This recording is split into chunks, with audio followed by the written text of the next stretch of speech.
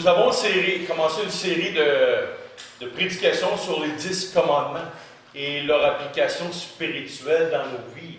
Et on s'entend que chaque commandement, on pourrait faire plusieurs prédications. Et nous sommes rendus au commandement « Tu ne tueras point ». La semaine passée, pour ceux qui n'étaient pas là, nous avons vu le meurtre, les homicides involontaires, et nous avons vu le suicide. Ça l'englobait « Tu ne tueras point ». Ces 4 petits mots-là, « Tu ne tueras point », ça englobe énormément de choses. Maintenant, j'aimerais toucher à 2 autres points sur ce 4 petits mots-là. « Tu ne tueras point ». J'aimerais parler, et c'est un sujet très important, de l'aide médicale à mourir. Ce que je vous avais parlé. Voici ce que le gouvernement dit de l'aide médicale à mourir. Je suis allé chercher ça sur le site gouvernemental. Les situations de fin de vie peuvent être difficiles. Malgré les soins de qualité et l'accompagnement offert aux personnes en fin de vie, il est possible que, pour une minorité d'entre elles, les soins palliatifs n'arrivent pas à soulager certaines souffrances de manière satisfaisante. La loi concernant les soins de fin de vie permet alors d'offrir une option supplémentaire à ces personnes pour qui toutes les options thérapeutiques, curatives et palliatives ont été jugées insatisfaisantes et qui préféreraient mourir plutôt que de continuer à souffrir. L'aide médicale à mourir consiste en l'administration de médicaments par un médecin à une personne en fin de vie à sa demande dans le but de soulager ses souffrances en entraînant son décès. Ici, nous avons le texte du gouvernement provincial de la province du Québec. Mais qu'en est-il de nous, croyants, dans ce sujet très profond? Comment est-ce qu'on devrait se situer par rapport à cette grande question de l'aide médicale à mourir? J'ai eu une période dans ma vie que j'ai été extrêmement malade, extrêmement souffrant. Et là, on pourrait dire, ouais, mais toi, James, ou vous autres, les croyants, quand vous n'êtes pas encore rendus là, vous n'avez pas souffert pendant des mois et des mois, donc c'est facile de parler et de prendre une décision quand ça va bien. Mais quand ça va mal et que ça fait des mois et des années que tu souffres, et que tu sais que tu es sur le bord de mourir, c'est plus facile de prendre l'autre décision. Comme je dis déjà à quelqu'un, avant de construire une maison, il faut que tu réfléchisses avant. Il faut que tu établisses un plan de match. Il faut que tu te conditionnes. Donc, une décision comme celle-là doit être mûrement réfléchie.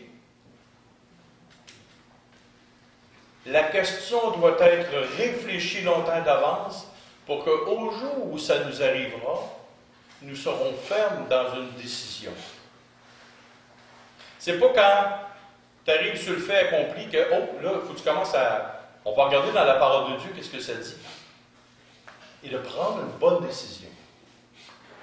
En premier, je vous ai cité les choses du gouvernement.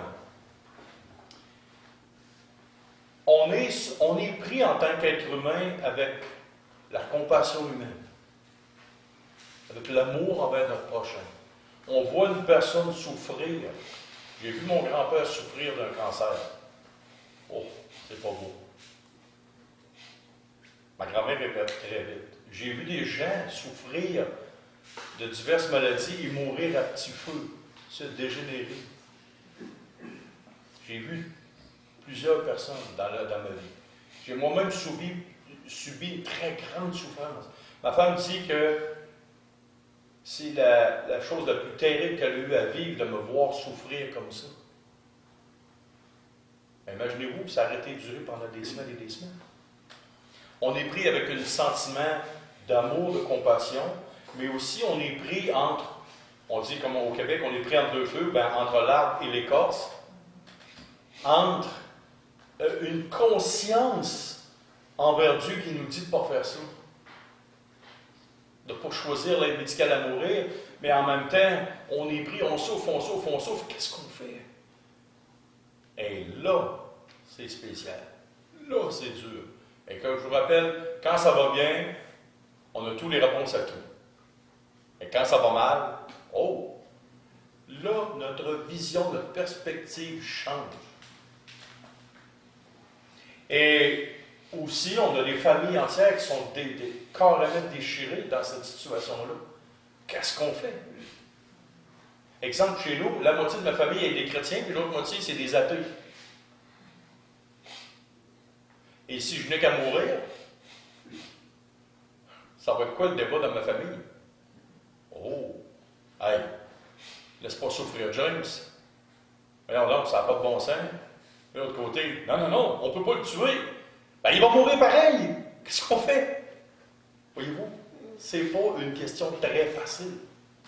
Mais grâce à la parole de Dieu, on peut forger nos convictions, mais cette conviction-là, si on la partage avec d'autres, il faut qu'elle soit faite avec beaucoup d'habileté, de douceur, de compassion, de gentillesse. Une conviction qui est la nôtre, si elle est dite de façon maladroite, peut vraiment faire plus de tort que d'autres choses. Peu importe nos convictions. Et les gens qui n'ont pas Dieu dans leur vie sont vraiment comme laissés à eux-mêmes, à leur propre pensée, leur propre raisonnement. Mais pour le croyant, pour l'enfant de Dieu, celui qui est né nouveau, qui appartient à Christ, existe-t-il une pensée, une façon de voir les choses, un raisonnement qui est plus élevé que le sien, plus élevé que sa pensée? Qu'est-ce que Dieu dit? Quelle est l'opinion de celui qui a créé celui qui est en train de souffrir? Celui qui s'attache à Dieu va s'éviter énormément de faux pas. Du début de sa vie chrétienne jusqu'à la fin de sa vie chrétienne. Il y a un piège pour tout homme. Et voici dans Ézéchiel 28.2 et Ézéchiel 28.6 ce qui est. Fils de l'homme, dis au prince de Tyr, ainsi parle le Seigneur l'Éternel. Ton cœur s'est élevé et tu as dit, je suis Dieu. Je suis assis sur le siège de Dieu au sein des mers. Toi, tu es un homme, tu es homme et non Dieu, et tu prends ta volonté pour la volonté de Dieu. Et verset 6, c'est pourquoi ainsi parle le Seigneur l'Éternel, parce que tu prends ta volonté pour la volonté de Dieu.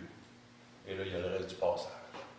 Voyez-vous, souvent, sur terre, les gens, même nous croyants, nous prenons notre volonté, notre façon de voir les choses, comme étant la volonté de Dieu. Il y a une expression au Québec qui dit « Ce que femme veut, Dieu le veut ».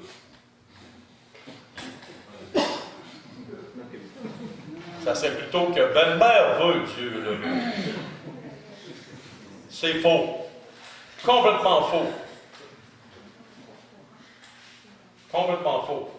Et merci que Dieu n'est pas une femme ni un homme.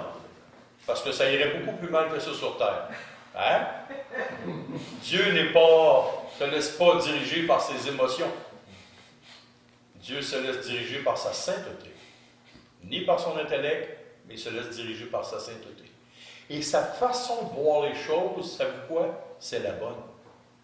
Nous, on est souvent biaisés par quoi? Les circonstances, nos émotions, les situations, la souffrance, la douleur. Et c'est pour ça que je vous ai dit qu'il ne faut pas attendre rendu sur le bord du trou pour dire comment je ferais bien pour ne pas tomber dans le trou. Mais il y a des gens qui s'en vont sur l'autoroute et ils savent que dans 100 km, il y a un trou qui s'en vient. Un très grand trou. Et ils roulent, mettent la radio, discutent avec d'autres gens, tout en sachant qu'il y a quelque chose qui s'en vient. Mais ils ne font pas attention, puis un jour, paf, ils tombent dans le trou. Hey, j'ai une nouvelle à vous annoncer, vous allez tous mourir. Puis à 99,5%, vous allez souffrir avant de mourir. C'est très rare un gars ou une femme qui se couche dans son lit, puis le lendemain, il se retrouve. Ah, la sphère céleste, elle est là. Non. La souffrance va être notre part. Donc, c'est un sujet qui nous touche tous. Que ce soit les plus jeunes comme les plus vieux, ça nous touche tous. Toute la gang. Il y a quelque chose dans le psaume 139, 16 à 18 qui est écrit ceci. Quand je n'étais qu'une masse informe, tes yeux me voyaient et sur ton livre étaient tous inscrits les jours qui m'étaient destinés. Avant qu'aucun d'eux n'existe, que tes pensées, ô Dieu, me semblent impénétrables, que le nombre en est grand. Si je les compte, elles sont plus nombreuses que les grains de sable. Je m'éveille et je suis encore avec toi. Ici, il y a un texte. Et sur ton livre, tous les jours qui m'étaient destinés sont inscrits. Seigneur Jésus disait, avec quoi? Ah oui, avec tes inquiétudes, tu peux rallonger beaucoup de temps à ta vie. Hein? Non, le Seigneur Jésus dit, tu ne peux même pas rajouter 30 cm. Une coudée. Ou si tu as une coudée du temple, c'est 30 cm. Si c'était une coudée païenne, c'est 55 cm. Tu ne peux pas rien faire pour rajouter une journée de ta vie. Et il y a une autre chose ici. OK? Les pensées de Dieu sont impénétrables. Deutéronome 29, 9 nous dit, ce qui est révélé, ça appartient aux fils des hommes, puis ce qui est caché, c'est à Dieu. Dieu, s'il permet de te révéler quelque chose, c'est parce qu'il te le permet.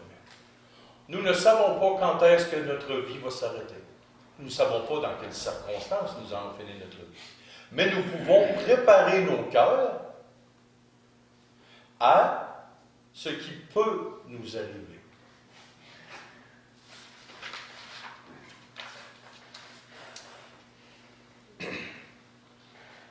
Vous autres, vous n'avez jamais souffert. Ah, toi, le pasteur, n'a jamais souffert. Là, on va voir quelqu'un qui a souffert. Job. Qui peut dire qu'il a souffert plus que Job? Dans peu de temps, tes 10 enfants meurent, tu perds ta fortune, tu perds ta santé, puis tu as 4 pompons, 4 cocos, pendant des semaines. 4 cocos, 4 pompons, 4 amis, toutes que des amis de même, tu t'en passerais. Tu souffres, tu as perdu ta fortune, tu as perdu ta santé, tu es pris avec une tumeur, une douleur, ça n'a pas de sens. Puis dans ce temps-là, il n'y avait pas de médicaments pour te soulager. C'était à fret, d'une souffrance extrême. Quand je me suis fait opérer, j'ai eu une petite expérience de ce que Job a pu subir. Je me suis fait couper 13 pouces de long ici, scier une côte, écarter les côtes, couper au scalpel par en temps, refermer ça, cousu, mettre un petit plaster, mais un épidural, ça allait bien. Mais l'infirmière, elle a arraché l'épidural, et quand je me suis réveillé, j'étais à froid. Pas de médicaments. Oh! Ils ont été chanceux que je sois attaché.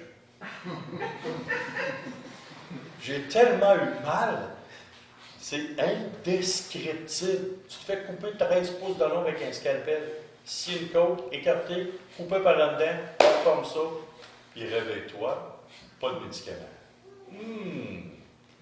Et quand je me suis réveillé, ça a pris 1 heure et demie avant que le docteur arrive. Voici un homme qui a extrêmement souffert. Mais j'avais ma femme avec moi à côté, mes petites filles étaient vivantes. Mais là, tes enfants ne sont plus là. Tes 10 enfants d'un coup sont morts. Tu as perdu toute ta fortune. Et là, tu es atteint d'une maladie incroyable. Jacques 5,11 nous dit, « Voici, nous disons bienheureux ceux qui ont souffert patiemment. Vous avez entendu parler de la patience de Job et vous avez vu la fin que le Seigneur lui accorda. Car le Seigneur est plein de miséricorde et de compassion. » Job 1,1. Il y avait dans le pays d'Ud un homme qui s'appelait Job. Et cet homme était intègre et droit, et il craignait Dieu et se détournait du mal. Ah, quand ça va bien, ça va bien. Juste, intègre, droit, il craint Dieu, c'est le champion du village. Quand ça va bien. Job 2,10. Mais Job, lui, répondit, « Tu parles comme une femme insensée. Quoi, nous recevons de Dieu le bien et nous ne recevions pas aussi le mal? » En tout cela, Job ne pécha point par ses lèvres. Là, ça allait mal, par exemple. Là, il était dans le fond du baril. Ça allait mal, puis c'est un moyen temps rare. Mais c'était le début. C'était le début. Job, chapitre 7, versets 1 à 21. Ah, là, on est dedans, mais écoutez bien ça. Le sort de l'homme sur la terre est celui d'un soldat, et ses jours sont comme ceux du mercenaire. Comme l'esclave soupire après l'ombre, comme l'ouvrier attend son salaire, ainsi j'ai pour partage 3 minutes de douleur. Non. J'ai pour partage des mois de douleur. J'ai pour mon lot des nuits de souffrance. Je me couche et je dis, quand me lèverai-je? Quand finira la nuit? Et je suis rassasié d'agitation jusqu'au point du jour. Mon corps se couvre de verre et d'une croûte terreuse. Ma peau se crevasse et se dissout. Mes jours sont plus rapides que la navette du tisserand. Ils s'évanouissent plus d'espérance. Souviens-toi que ma vie est un souffle. Mes yeux ne reverront pas le bonheur. L'œil qui me regarde ne me regardera plus. Ton œil me cherchera et je ne serai plus. Comme les nuées se dissipent et s'en va, celui qui descend au séjour des morts ne remonterait pas. Voyez-vous, si vous lisez le chapitre 7 au complet, même à un moment donné, Job, de son temps, il aurait désiré l'aide médicale à mourir. Mais lui, c'était plus drastique. Il disait, y a-t-il quelqu'un qui peut m'étrangler? Et il a demandé aussi ça. Il était tellement pro-souffrance, tellement pris. Et j'aimerais pas être à sa place et dire, oh, moi, j'aurais pas demandé ça.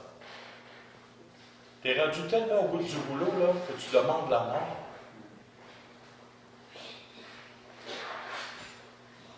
Et qu'est-ce que Job a dit à la fin de son épreuve? On va tourner. Job aussi a demandé l'aide médicale à mourir. Mais lui, c'était vraiment plus drastique.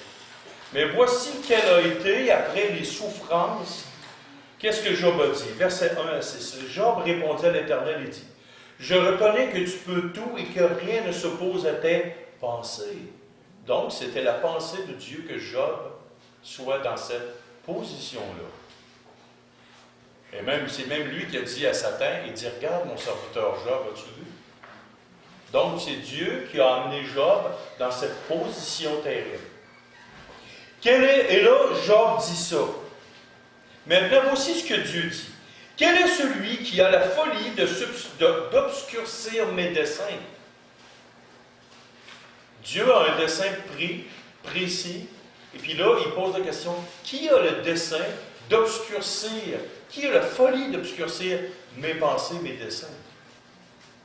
Oui, j'ai parlé, là c'est Job qui parle. Oui, j'ai parlé sans les comprendre de merveilles qui me dépassent et que je ne conçois point. Et là, Dieu dit, écoute-moi et je te parlerai. Job dit, je t'interrogerai et tu m'instruiras. Et là, Job continue, mon oreille avait entendu parler de toi, mais maintenant mon œil t'a vu.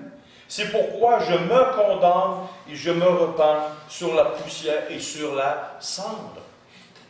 Un homme qui me dit un jour qu'il comprend tout le livre de Job comme il faut, c'est un fou. Parce que pour le comprendre comme il faut que tu aies passé exactement par quoi Job a passé. C'est un livre sans fin de mystère. C'est un livre qui rentre dans les plus profondeurs de l'âme. Et l'étudier, ça fait 30 ans presque, au mois de décembre, que j'étudie la parole. Et il y a encore tellement de questions, de places nébuleuses, de choses vagues dans mon cœur, dans mon âme, à propos du livre de Job. Exemple, les amis de Job proclament plein de vérités sur Dieu. Et pourquoi Dieu est en colère contre eux? Voyez-vous, c'est des questions qu'on se pose. Il y a une dimension. Et la dimension que je vous parle de ce matin, l'aide médicale à mourir, c'est la même chose. Job est arrivé à un point culminant qu'il a dit, qui peut m'étrangler? Dans le chapitre 7. Alors, soyons doux et soyons d'un cœur compatissant si jamais on arrive devant cette situation-là avec d'autres personnes. Soyons pas trop drastiques et trop raides, mais ayons la dimension de Christ, sans promouvoir pour autant cette façon. Et le Seigneur Jésus est un exemple parfait pour nous. Jusqu'au temps de sa mort, il y avait des phrases qui le caractérisaient. Exemple, Jean 2,4, Jean 7,30, Jean 8,20. Et c'est marqué, son heure n'était pas encore venue. Celui qui a décidé quand est-ce l'heure de Christ était venue, c'est Dieu. Littéralement. Dans Luc 22, 40 à 44, Christ vivait des souffrances par anticipation et il savait très bien dans le jardin ce qu'il aurait à subir parce qu'il était omniscient et il savait toutes choses.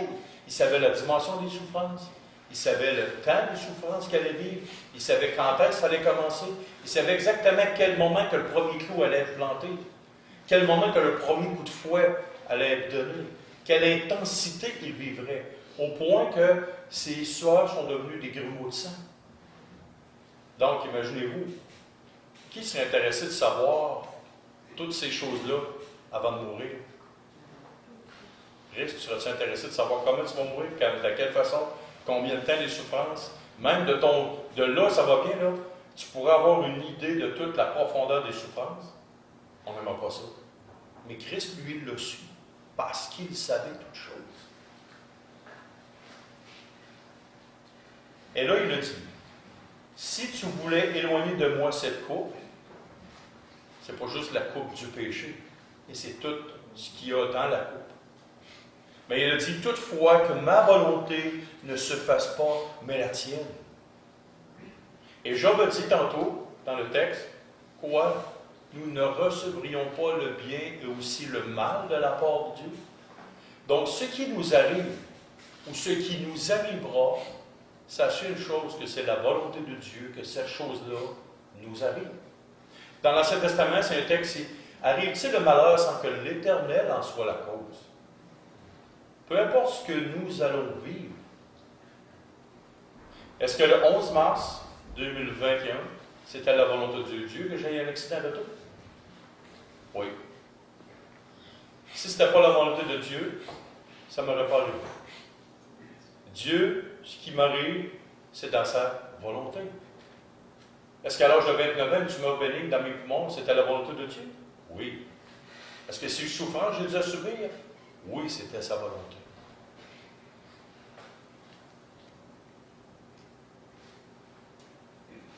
Et même quand Christ était sur la croix en agonie extrême, Luc 23, 46, 47, Jésus s'écria d'une voix forte, « Père, je remets mon esprit entre tes mains. »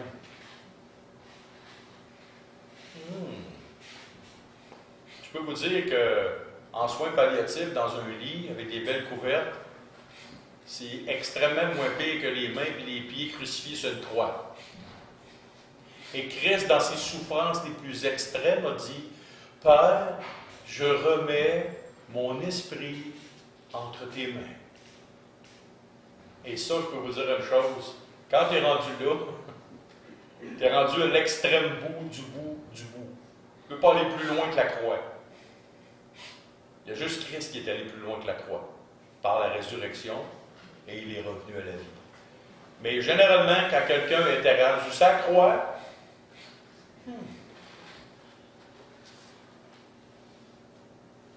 Et voici la volonté de Dieu. Deutéronome 32, 39. Sachez donc que c'est moi qui suis Dieu, et qu'il n'y a point de Dieu près de moi. Je fais vivre et je fais mourir. Je blesse et je guéris, et personne ne délivre de ma main. Wow! Je fais vivre et je fais mourir. Je blesse et je guéris, et il n'y a personne qui délivre de ma main.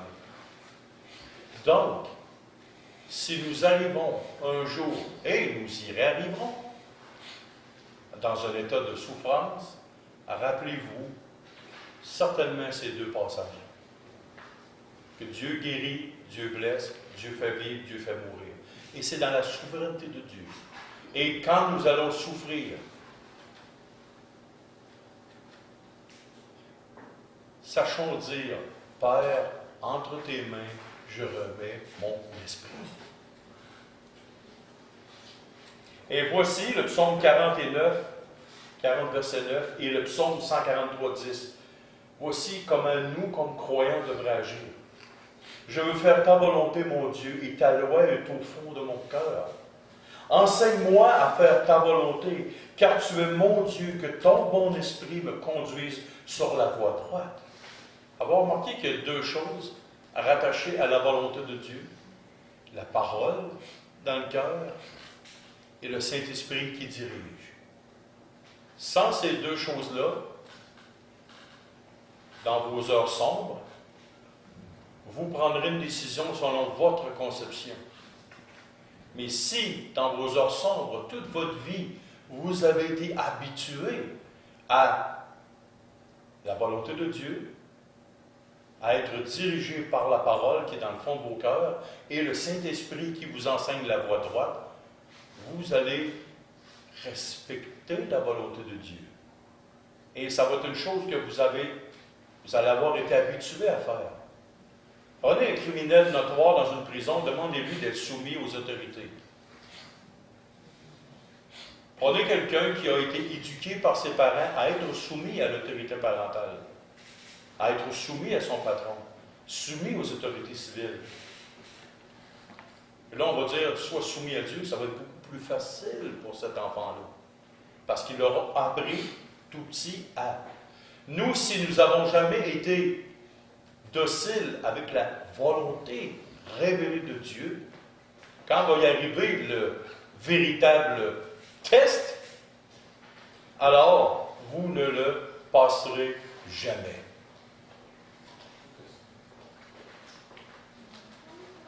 On devient forgeron comment? En forgeant.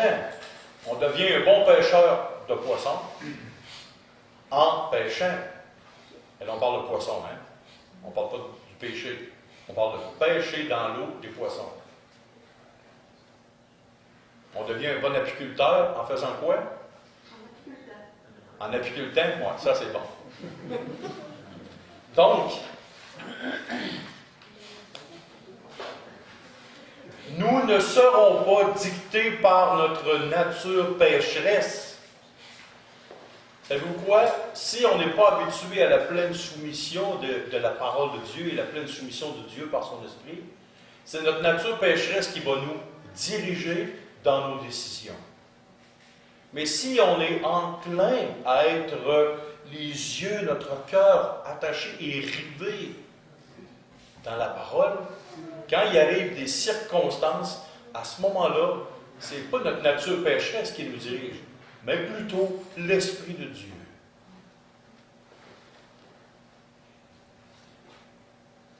Et il y a des médecins et des infirmières, ceux qui travaillent dans le système de santé, sont confrontés à ça.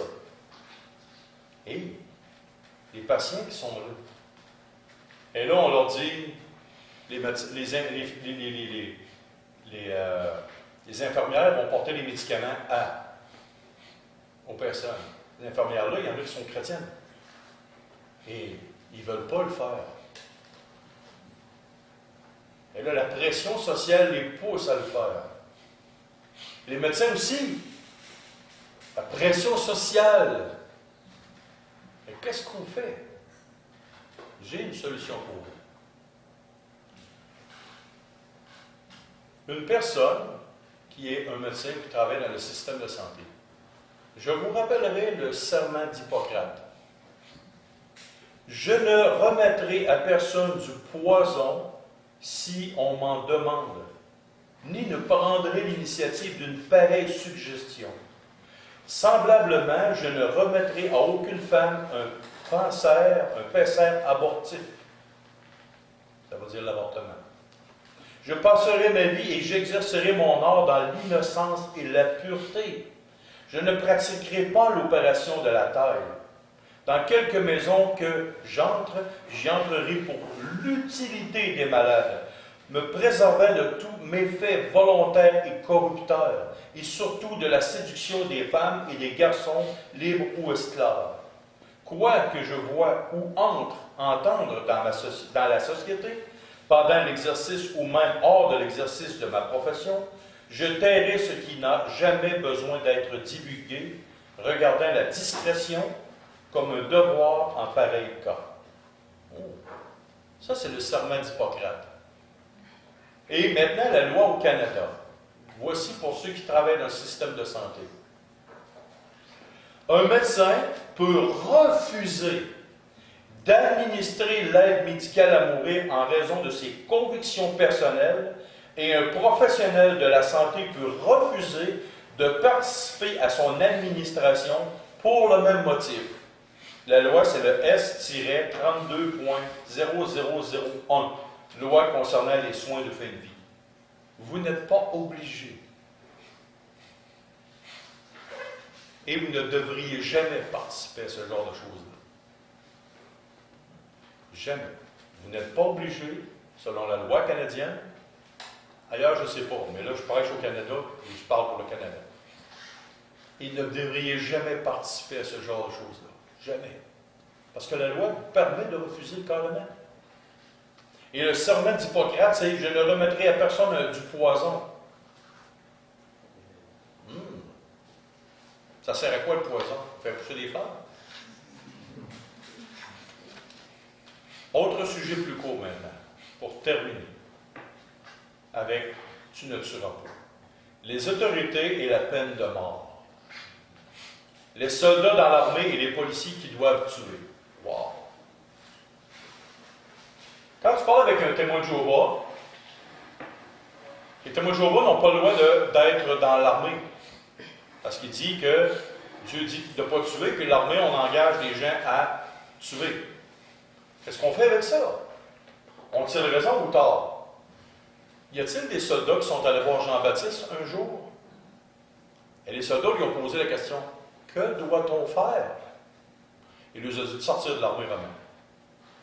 C'est-tu vrai? Non. Contentez-vous de votre salaire. Oh, ça veut dire qu'il faut que tu restes dans l'armée pour avoir un salaire. Donc, contente-toi de ton salaire, d'obéir, puis ne fais pas d'extorsion, il ne fait pas de mal. Mais tu es dans l'armée romaine. Et pourquoi Dieu permet la peine de mort? Si vous me posez la question, suis-je pour la peine de mort, oui ou non, je vais vous dire oui. Mais je ne vous dirai pas pourquoi. Non, je vais vous dire pourquoi. Voici le constat humain que Dieu fait, le constat que Dieu fait sur le cœur humain. Genèse 6, 5 à 7, Genèse 8, 20 à 22, Romains 3, 9 à 19. Le cœur de l'homme est tortueux par-dessus tout et il est toujours propulsé à faire le mal.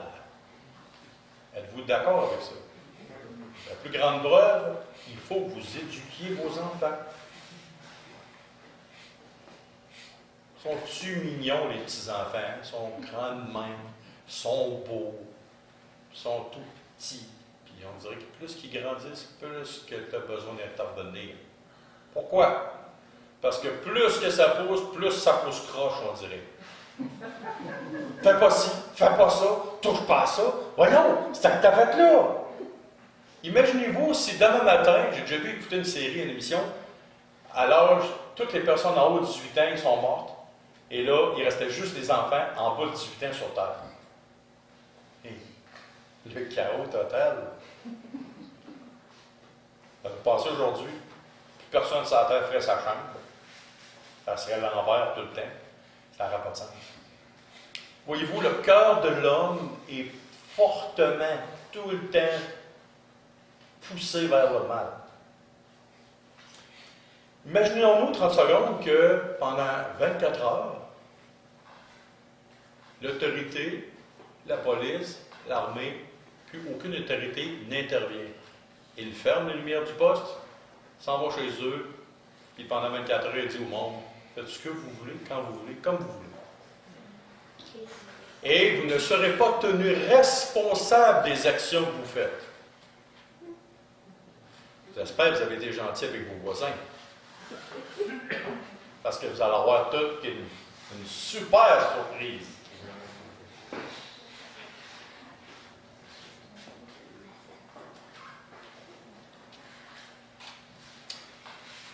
Voyez-vous, le cœur de l'homme est poussé tout le temps vers le mal. Tout le temps le mal. Mais, voici ce que Dieu a décrété. Les hommes pourraient dire, la peine de mort, c'était dans l'Ancien Testament, on est rendu dans le Nouveau Testament aujourd'hui, ça ne nous concerne plus. Vraiment sûr. Oui, la peine de mort, c'était dans l'Ancien Testament, selon la loi de Moïse. C'était pour les Juifs. OK. Genèse, ça c'est vrai, c'est dans le temps de Moïse, c'est la Genèse. Genèse, chapitre 9, verset 6. Si quelqu'un verse le sang de l'homme, par l'homme son sang sera versé, car Dieu a fait l'homme à son image. Oh! Tu tues, et ça, Dieu a dit ça à qui? Noé, en sortant de l'arche. Pourquoi? Parce qu'il savait fort bien que qu'est-ce qui s'était passé? Genèse 6, 5 à 7, avant le déluge. Les hommes, leur cœur était constamment tourné vers le mal, et c'était le meurtre, le viol, un paquet de foleries, il n'y avait plus rien. Les autorités étaient complètement corrompues, il n'y avait plus rien qui se passait. Et là, Dieu, en sortant de l'arche, il dit à Noé, ses 3 fils et 3 brus, maintenant, voici une loi promulguée. Si l'homme verse le sang, par l'homme son sang sera versé. Et il vient d'établir la première loi au renouveau de toutes choses. Et il dit, c'est la peine de mort que Dieu implique. En dehors de cette loi-là, qu'est-ce que Dieu a dit à l'homme? En sortant de l'arche, il leur a dit ça. Il dit, maintenant, voici une loi. Dans l'Ancien Testament, c'était clair. Les viols, les meurtres, la peine de mort était appliquée. Ça allait même jusqu'à la désobéissance des enfants. Après que les enfants aient été corrigés, si les enfants n'écoutaient pas en rien, ils devaient être lapidés. C'était la peine de mort.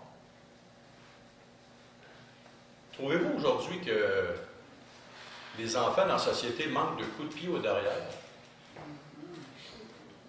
De conséquences, quand je parle de pied derrière, ce n'est pas littéralement. Je parle de conséquences. Qui travaille dans des écoles ici?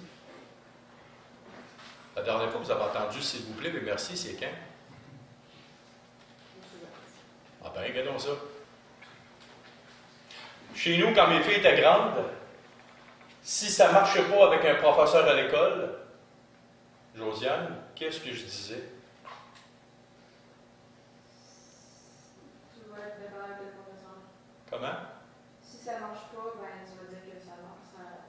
Il va être professeur à la main. Oh, si ça ne marche pas, je vais te dire une chose, le professeur a raison. Fait que tu es mieux de te tenir comme il faut, ça la coche, puis d'obéir au professeur. C'est le professeur qui est en autorité, puis j'avais un principe très clair. Moi, je suis dans la maison, c'est moi chef de famille, t'obéis. Si je ne suis pas là, c'est ta mère qui prend la première place, t'obéis. Si moi et ta mère, on n'est pas à l'école, c'est ton professeur, t'obéis. Si tu n'es pas d'accord, fais-le. Après, tu viendras m'en parler. Mais pour l'instant, il y a une hiérarchie, tu suis, tu ne dis pas un mot. On n'est pas tous des fous, là. On n'est pas tous des imbéciles qui vont te demander des affaires extraordinaires. Mais aujourd'hui, il n'y a plus ce genre de choses. Et qu'est-ce que ça fait? Une société qui marche tellement bien. Pourquoi ça marche comme ça?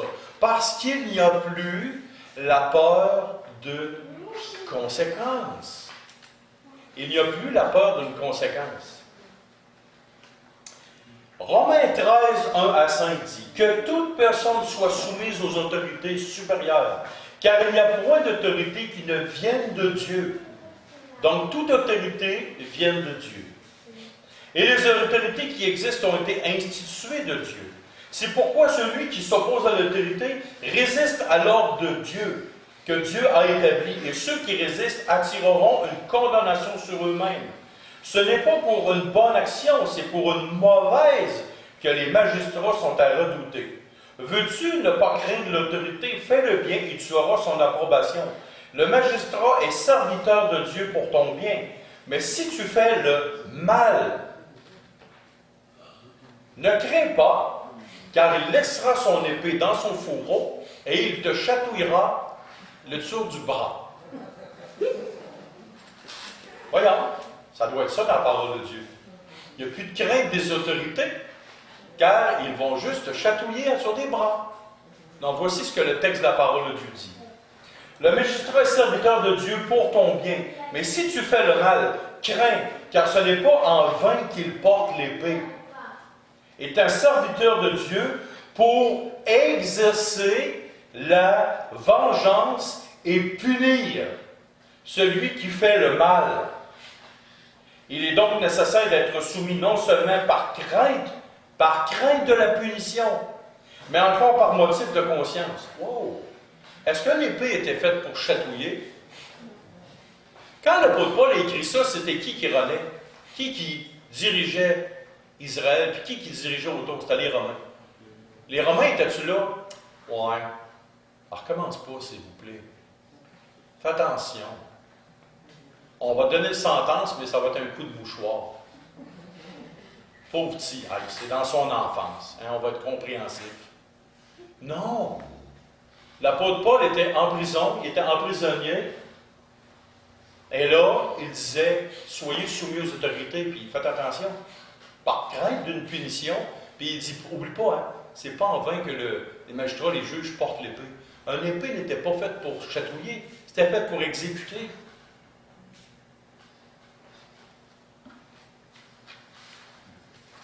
Pourquoi la peine de mort est instituée par Dieu? La crainte d'une conséquence extrême ralentit la progression du mal sur terre.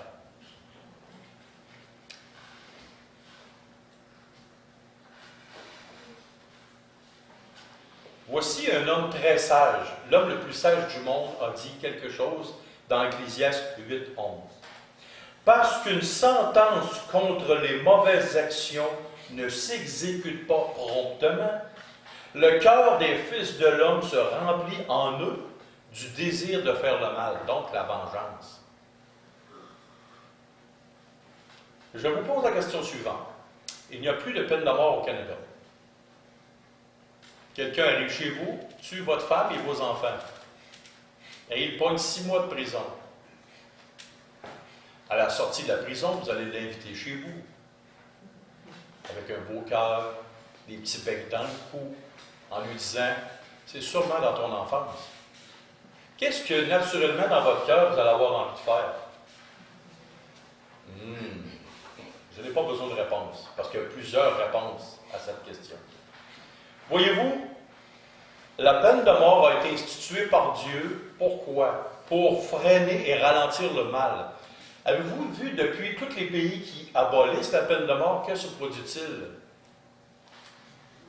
Vous voulez régler le problème de la drogue au Canada? Comme aux Philippines, en 3 mois, on réglé le problème de la drogue. Et on dit, chaque personne qui se fait prendre à vendre de la drogue, c'est la mort. Et ils ont autorisé le pays à dire, chaque personne, si vous voyez un vendeur de drogue, vous le tuez. C'était pas la bonne chose à faire. Mais pourquoi l'autorité en place a été obligée d'arriver à un point tel? Parce que 80% des gens dans le pays consommaient de la drogue. C'était une déchéance totale. Voulez-vous savoir enlever les conséquences, et je ne dis pas la peine de mort pour voler un paquet de gomme, c'est pas ça que je dis. Je parle pour les crimes graves.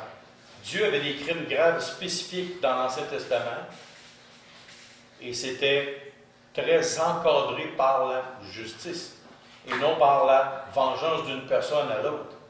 Dieu ne voulait pas la vengeance.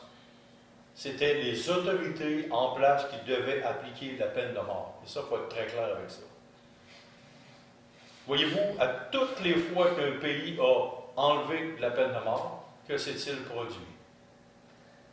Le crime a augmenté, augmenté, augmenté, augmenté, comme ça n'a pas de bon sens. Le crime augmente de plus en plus. La conscience morale d'un peuple diminue. Et ça, c'est généralisé dans tous les pays du monde entier. Tous les pays du monde entier. Mais que fait-on, mettons, pour les gens qui ont commis un meurtre, mais de façon involontaire? Dieu avait pourvu à ça. Les villes de refuge, dans Deutéronome 19, 1 à 13.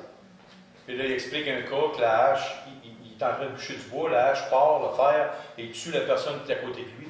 Un meurtre non prémédité. Écoute, si la personne partait et s'enfuyait dans une de ces trois villes-là, la personne était safe, il n'y avait pas de jugement sur elle. Mais si la personne avait fait de quoi, même prémédité qu'elle s'en allait là, c'était tu sors de la ville, tu vas avoir des conséquences. Donc, la peine de mort, elle est bonne, elle est biblique. Et là, il y a des gens qui vont dire ouais, mais, parce qu'il y a toujours un ouais, mais, et nous allons finir avec ça. Que fait-on des injustices concernant la peine de mort? Il y a eu des innocents qui ont subi la peine de mort. Or, qu'est-ce qu'on fait avec ça? OK. La parole de Dieu a une réponse. Jean, chapitre 19, verset 10 à 11. Et on va parler du Seigneur Jésus. Pilate lui dit, « Est-ce à moi que tu ne parles pas? Ne sais-tu pas que j'ai le pouvoir de te crucifier et que j'ai le pouvoir de te relâcher? » Jésus répondit, « Tu n'aurais sur moi aucun pouvoir s'il ne t'avait été donné d'en haut. C'est pourquoi celui qui me livre à toi commet un plus grand péché. » Le magistrat dit à Jésus, « Sais-tu que j'ai le pouvoir de te faire exécuter et de te relâcher? » Le Seigneur Jésus lui a dit, « Tout le pouvoir que tu as sur moi, ça a été donné d'en haut. » Dieu est au contrôle de chaque chose. Dieu permet chaque chose. Et là, c'est facile à dire quand tu n'as pas une corde autour du cou qui t'attend dans 2 heures. OK? C'est très facile à dire. Mais Dieu est au contrôle de toutes choses. Oui, il y a eu des injustices dans le monde et des innocents sont morts par soit la méchanceté des gens, soit un manque de preuves, ci pis ça. OK? Et un autre texte. En vérité, je te le dis. Quand tu étais plus jeune, tu te saignais toi-même et tu allais où tu voulais. Mais quand tu seras vieux, tu étendras tes mains et un autre te ceindra et te mènera où tu ne voudras pas. Et il dit cela pour indiquer par quelle mort Pierre glorifiait Dieu, et ayant ainsi parlé, il lui dit, « Suis-moi. » Là, le Seigneur Jésus est en train de dire à l'apôtre Pierre, « Tu vas vivre une injustice. On va t'attacher, on va te prendre, puis on va t'amener dans une place où tu ne voudras pas, ça veut dire à la mort. » Hey, le Seigneur Jésus a vécu une injustice, il est mort crucifié. Le Seigneur Jésus a dit à l'apôtre Pierre, tu vas vivre une injustice. Mais il te dit, inquiète-toi pas. Mais il dit, suis-moi. Et le Seigneur Jésus disait, ne craignez pas ceux qui tuent le corps, mais craignez plutôt celui qui peut tuer le corps et envoyer l'âme dans la géhenne. Et au final, si tu es croyant et que tu vis une injustice, t'aimes-tu mieux passer 60 ans dans une boîte de tôle, ou qu'on finisse ça vite avec toi et que tu sois libéré dans la présence de l'éternité de Dieu? Bon, moi, je choisis la deuxième option. On va avoir l'air d'un livre de beurre dans un beurrier là, pendant 60 ans, là, ça ne me tente pas. Je suis là, je suis coincé, j'attends dans une boîte de tôle de mourir de vieillesse. Non, non, non, s'il vous plaît. Fais ça vite, règle la question, on n'en parlera plus. Je n'ai pas choisi ça. J'ai vécu une injustice. Mais, s'il vous plaît, donnez-moi la libération. Sortez-moi de là, dans cette boîte de tôle-là. Et voici le témoignage d'un homme qui a subi la peine de mort. Luc 23, 41. Pour nous, c'est justice, car nous recevons ce qu'ont mérité nos crimes. Mais celui-ci n'a rien fait de mal. Voyez-vous, si vous allez sur Internet et vous écoutez des témoignages d'hommes et de femmes qui sont dans les couloirs de la mort, plein d'entre eux vont dire qu'ils méritent ce qu'il s'en vient pour eux. Parce qu'elles savent très bien. Et savez-vous comment est-ce qu'ils sont venus à cette conviction-là? Ils ont ouvert la parole de Dieu, ils se sont convertis en dedans, après leur crime. Et il dit, maintenant, nous appartenons à Dieu, au Seigneur Jésus. Et nous avons commis des crimes selon la loi, et nous devons payer pour ces crimes. Et nous acceptons volontiers la sentence, le châtiment. Comme l'homme sur la croix, il dit, pour nous, c'est justice. C'est ça la croix a été le châtiment où on a été conduit parce qu'on a commis des crimes graves. Donc, pour finir, les statistiques le prouvent. La loi manque de mordant, puis les crimes augmentent. Rappelez-vous Alexandre Livernoche ici au Québec. Jeune garçon. Je ne sais pas s'il y en a qui s'en souviennent. Jeune garçon d'environ 10-12 ans. Il y a un homme qui avait commis un crime. Il s'appelle Bastien, je ne sais pas trop quoi, je ne me souviens plus son nom. Et lui a été en prison et par la bonne conscience du peuple, avec les libérations conditionnelles, il avait violé et tué un petit garçon.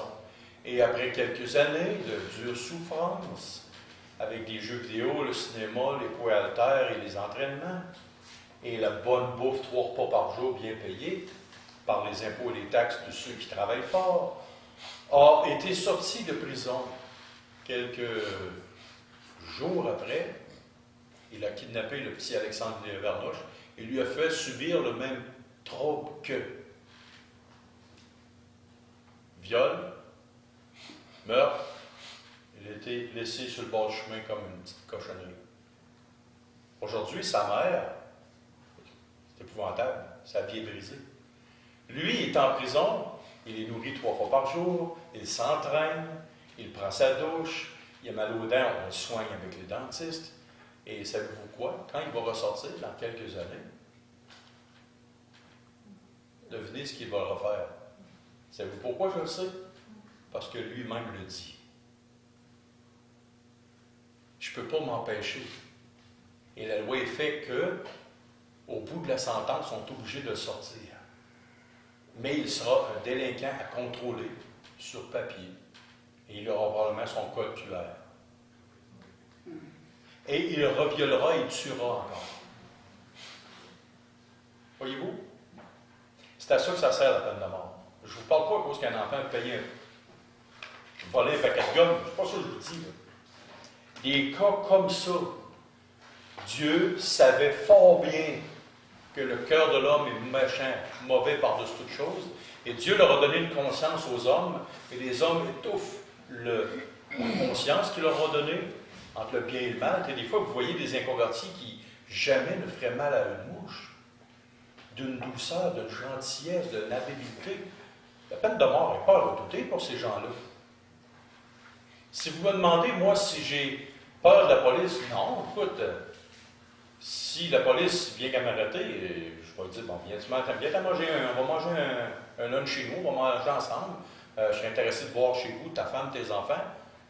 Écoute, la personne qui s'occupe ici du local, c'est un ancien policier. Une fois, je suis allé chez eux, je parlais avec lui, on a eu du plaisir.